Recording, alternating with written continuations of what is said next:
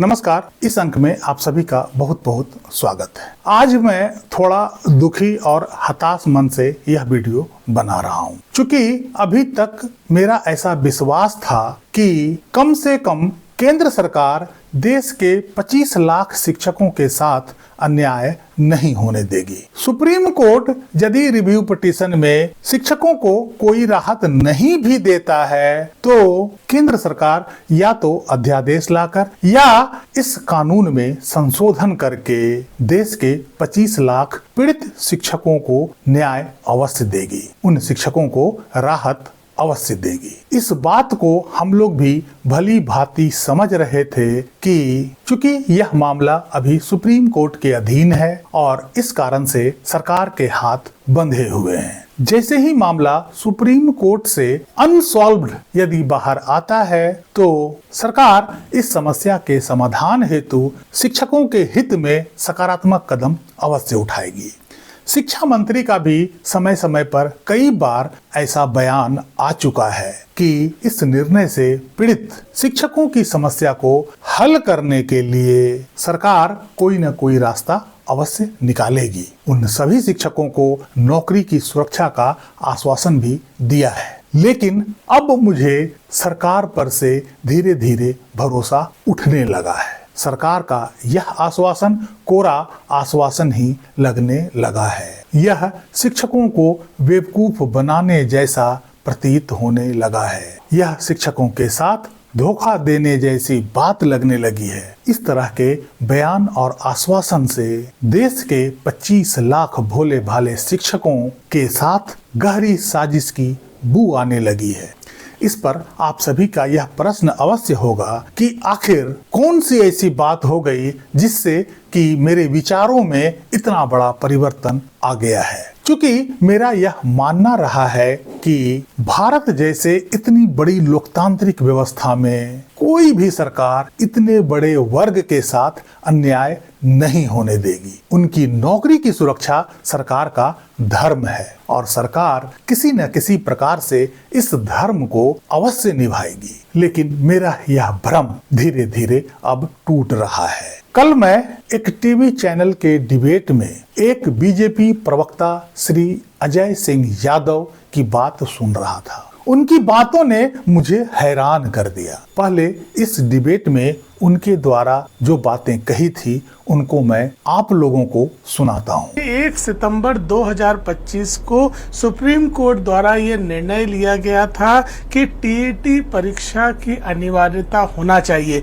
और उसी निर्णय के लिए सरकार बाध्य है कि उच्चतम न्यायालय के निर्णय का पूरी तरह पालन किया जाए। तो उसी के पालन में सरकार के विभाग द्वारा ये निर्देश जारी किया गया है। सरकार इस मामले में 2 साल के समय का ध्यान रखेगी और पूरी चिंता करेगी कि हमारे अधिकांश शिक्षक या हम तो ये चाहते हैं कि सभी शिक्षक इस पात्रता परीक्षा को पास करें और वो यथावत अपनी नौकरी करते रहें। वैसे भी शिक्षक जिस विषय के विशेषज्ञ हैं उसी विषय की टीईटी परीक्षा उन्हें देना पड़ेगी। तो मुझे नहीं लगता कि इसमें किसी भी शिक्षक को कोई आपत्ति हो सकती है। अगर शिक्षा का अधिकार बच्चों को है तो शिक्षा की गुणवत्ता का अधिकार भी बच्चों को है। इसीलिए सुप्रीम कोर्ट ने इस तरह का निर्णय लिया है। इस डिबेट में उनके द्वारा जो बातें कही गई है उससे साफ जाहिर होता है कि इस मुद्दे पर सरकार के पास कोई स्पष्ट नीति नहीं है। कभी वे सुप्रीम कोर्ट के निर्णय के साथ खड़ी मिलती है तो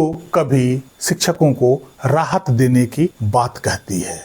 शिक्षकों की इतनी बड़ी समस्या को लेकर सरकार बिल्कुल भी गंभीर नहीं है। जैसा कि इस डिबेट में प्रवक्ता महोदय ने कहा कि शिक्षकों को टेट देने में क्या आपत्ति हो सकती है। इनको उन्हीं विषय में टेट देना है जिन विषय को वे बरसों से पढ़ा रहे हैं। मुझे ऐसा लगता है कि प्रवक्ता महोदय में कानूनी ज्ञान की भारी कमी है और उनमें व्यवहारिक अनुभव की कमी भी दिखता है। इन महोदय से मैं बस इतना कहना चाहूंगा कि गुणवत्ता के लिए आखिर शिक्षकों की ही अग्नि परीक्षा क्यों होनी चाहिए। गुणवत्ता की कमी तो स्वास्थ्य विभाग में भी है अच्छा इलाज के अभाव में लोगों की जान तक जा रही है। क्या शिक्षा लोगों की जान से भी ज्यादा कीमती है? लोगों की जान की सुरक्षा पहले होना चाहिए और शिक्षा का नंबर उसके बाद आता है। न्याय विभाग में भी लोगों को सही न्याय नहीं मिल पा रहा है। एक हाई कोर्ट के जज ऐसा निर्णय देते हैं कि किसी नाबालिग बच्ची का स्तन पकड़ना, उसके पैजामे के नाड़े को तोड़ना और उसे पुलिया के नीचे घसीट कर ले जाना अटेम्प्ट टू रेप नहीं है। अब सोचिए कि ऐसे न्यायाधीशों में व्यवहारिक और कानूनी ज्ञान की कितनी भारी कमी नजर आती है। एक हाई कोर्ट के सीनियर जज के घर से करोड़ों रुपए के जले हुए नोट के बंडल मिलते हैं और वो न्यायाधीश महोदय आज भी बड़ी शान से कोर्ट में बैठकर सुनवाई कर रहे हैं। आखिर सोचिए, जिस न्यायाधीश की मानसिकता ऐसी हो वे किस तरह से न्याय कर रहे होंगे। क्या यहाँ गुणवत्ता की आवश्यकता नहीं है? 6 महीने के भीतर करोड़ों रुपए की लागत से बना हुआ पुल ढह जाता है। क्या उस इंजीनियर में गुणवत्ता का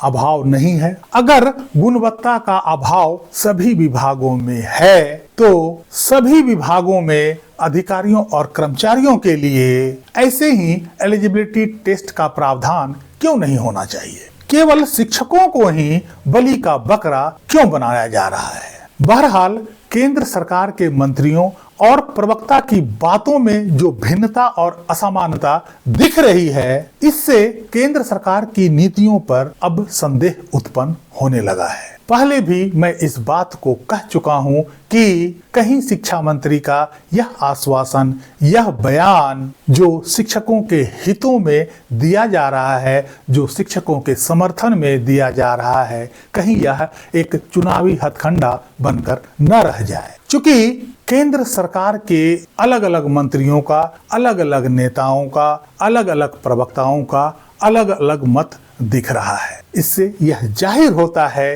कि केंद्र सरकार स्पष्ट रूप से इस पर कोई पॉलिसी नहीं बनाई है और केंद्र सरकार शिक्षकों को केवल झूठा आश्वासन दे रही है। केंद्र सरकार खुद ही इस बात को लेकर स्पष्ट नहीं है कि आखिर 1 सितंबर के निर्णय से पीड़ित शिक्षकों के सहायता के लिए क्या योजना बना रही है। क्या केंद्र सरकार ही यह चाह रही है कि उन सभी शिक्षकों के लिए भी टेट आवश्यक हो जाए? क्या केंद्र सरकार सुप्रीम कोर्ट के कंधे पर बंदूक रखकर चला रही है ताकि वो बदनामी से बच सके? यदि ऐसा नहीं है तो आखिर सरकार के अलग अलग मंत्रियों, अलग अलग नेताओं, अलग अलग प्रवक्ताओं की बातों में स्पष्टता क्यों नहीं है? इतना ज्यादा अंतर्विरोध क्यों है? इससे इतना तो स्पष्ट अवश्य हो गया कि इस मुद्दे को लेकर सरकार की नीतियों में कोई स्पष्टता नहीं है। केंद्र सरकार इस मामले में बिल्कुल भी गंभीर नहीं है। सरकार के आश्वासन पर भरोसा करना बिल्कुल खतरे से खाली नहीं होगा। सभी शिक्षकों को अब अपने दम पर प्रयास करना होगा। सुप्रीम कोर्ट में मजबूती से अपना पक्ष को रखना होगा और साथ ही सरकार पर विभिन्न माध्यमों से अपना दबाव बढ़ाना होगा। इस अंक में यहीं तक। मेरे इस वक्तव्य से आप कितना सहमत हैं? अपनी राय अवश्य लिखिएगा। वीडियो को लाइक कीजिएगा, चैनल को सब्सक्राइब कीजिएगा। मिलते हैं अगले अंक में, तब तक के लिए जय हिंद, वंदे मातरम।